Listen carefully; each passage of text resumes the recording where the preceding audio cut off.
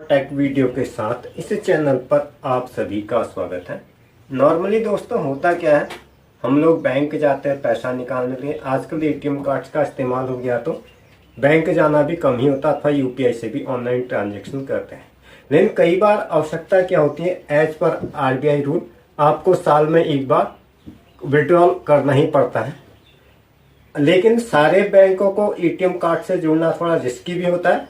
और दूसरी बात यह कि एटीएम कार्ड पर जो बैंक अपना सर्विस चार्ज लेता है, कहीं पर ये 200 रुपया, कहीं पर 100 रुपया, एज पर आपके बैंक पर भी डिपेंड करता है कि आप विदाउट एटीएम के भी अपने बैंक में डेबिट ट्रांजैक्शन कर सकते हैं।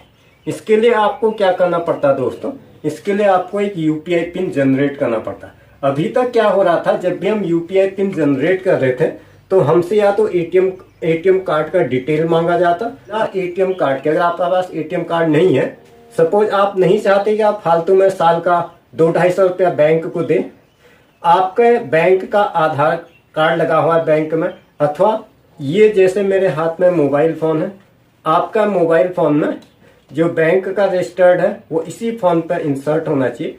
आप इसी फोन पर विदाउट एटीएम कार्ड के भी अपने बैंक के साथ ट्रांजैक्शन कर सकते हैं, यूपीआई के थ्रू कर सकते हैं। और वो ज़्यादा सुरक्षित होता भी है क्योंकि ये आपके डबल लेयर प्रोटेक्शन सिक्योरिटी में आता है।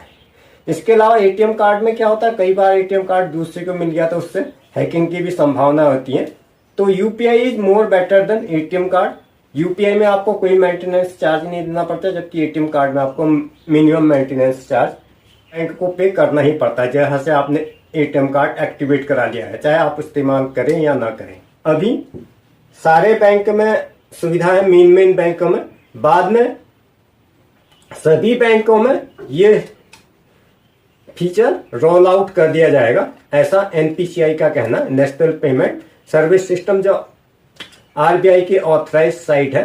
सारे बैंक इस पे जुड़े हैं। फिर भी अगर आपको चेक करना है कि आपके कौन से बैंक जुड़े हैं अथवा कौन से बैंक नहीं जुड़े हैं, तो मैं थोड़ी देर के लिए मोबाइल को अपने ट्राइपॉड से हैंड में ही पकड़ लेता हूँ और ये मैंने अपना स्क्रीन रिकॉर्डर चला दिया। आप वेबसाइट में भी जाकर सर्च कर सकते हैं क्या आपका एसोसिएट बैंक इसको एग्जिस्ट करता है, तब तो आप इस सुविधा का लाभ ले सकते हैं कि विदाउट एटीएम कार्ड के आप यूपीआई ट्रांजेक्शन कर सकते हैं अथवा डेबिट क्रेडिट की कोई भी एंट्री कर सकते हैं।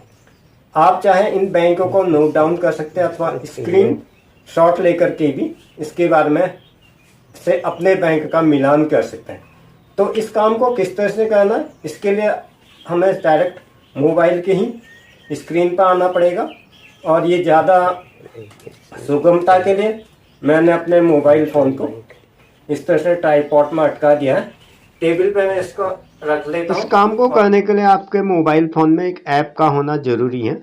इस ऐप का नाम है भीम यूपीआई ऐप। बाद में आप इसमें यूपीआई आईडी बना करके इसको डिलीट भी कर सकते हैं। इसके थ्रू आप ऑनलाइन ट्रांजैक्शन कर सकते हैं और उसको अपने जो आजकल पेटीएम, गूगल पे में भी वो यूपीआई आईडी डालकर आप काम चला सकते हैं। तो इस तरह से मैंने भीम यूपीआई पे आ गया हूँ।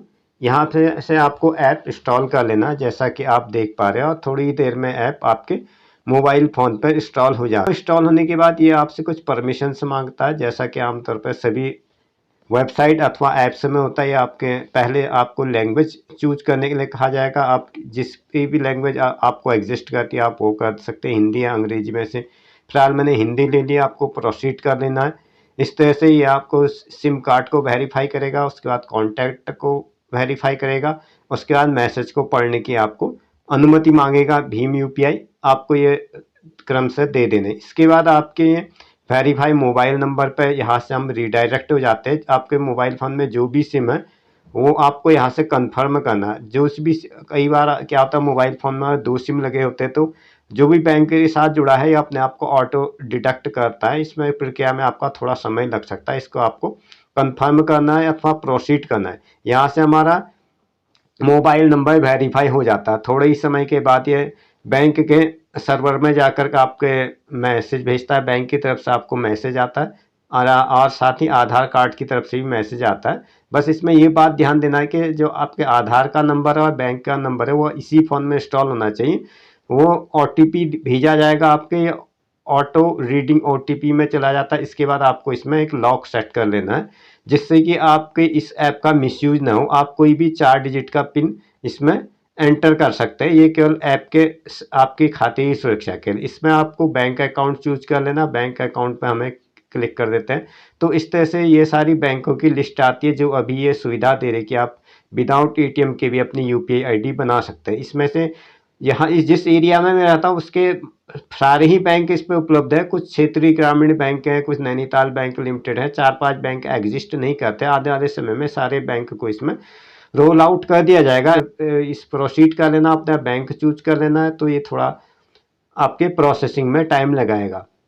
यहाँ से ये आपके बैंक की साइट में रिडायरेक्ट हो जाता है और यहाँ पे मेरा बैंक का लोगो आ जाता है। मुझे यहाँ पर टच कर लेना है। जैसा कि आप देख पा रहे हैं हमारे ऐप का इसी तरह से इंटरफेस आता है। ये अंदर की संरचना सभी ये एक जैसी होती है, चाहे भीम यूपीआई हो, चाहे आपका ऑर्डिनरी पेटीएम गूगल पे हो। थोड़ा बहुत अब इसमें आपको स्कैनर पे चले जाना है, यहाँ से आपको सेट यूपीआई में चले जाना है। सेट यूपीआई में जब हम जाते हैं तो ये दोबारा हमारे खाते को रिडायरेक्ट करना शुरू कर देता है। यहाँ से हमें हमारे खाते को रिडायरेक्ट होने के बाद हमें सेट यूपीआई में चले जाना है। हमें अकाउंट में जाकर टच करना है और इसमें डेबिट कार्ड और आधार कार्ड हमें 2 ऑप्शन मिलते हैं। मैं इन्हें इसे ऊपर के डिटेल छिपाए हुए हैं, इस वजह से मोबाइल का नीचे का हिस्सा आपको दिखाई दे रहा होगा।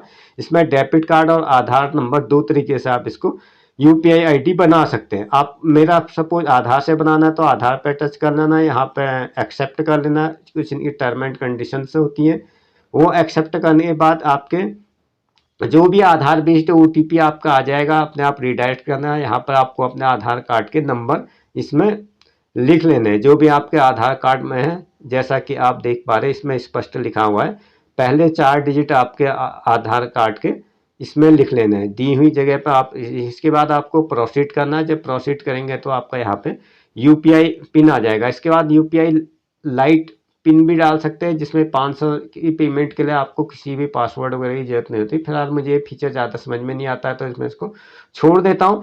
मैंने इसीलिए ये दूर से दिखा रखा है, अपने व्यक्तिगत सुरक्षा के लिए ये सारी चीज़ें मैंने या तो ब्लर कर रखी है या काफ़ी दूर से दिखा रहा हूँ। तो इस तरह से हमारा यूपीआई पिन बन जाता है। आप इस पिन का इस्तेमाल करके इसको चाहे तो आप गूगल पे, फोन पे में यूपीआई आईडी में उस ऐप का इस्तेमाल कर सकते हैं अथवा इस ऐप से भी वही काम कर सकते हैं। एंड दिस एपिसोड दोस्तों, आज का यह एपिसोड यहीं पर समाप्त होता है। और टू सेम वीडियो आपको मेरे फेसबुक पेज पर भी मिल जाएगा। फेसबुक पेज पर जाकर भी आप सेम वीडियो पर विजिट कर सकते हैं। इसके अलावा एजुकेशन से संबंधित क्वेरी के लिए मैंने अलग से व्हाट्सएप चैनल बना रखा है। व्हाट्सएप चैनल का नाम भी सभी में सेम है, चाहे फेसबुक हो, चाहे इंस्टाग्राम हो, चाहे व्हाट्सएप हो। आप वहां पर जाकर भी एजुकेशन से संबंधित क्वेरी अथवा टेक वीडियो से संबंधित क्वेरी भी ड्रॉप कर सकते हैं। Thanks for stay talent. Video में अंत तक बने रहने के लिए आप सभी का धन्यवाद। मिलते हैं अगले एपिसोड में फिर एक नई जानकारी के साथ। तब तक के लिए goodbye and have a nice day.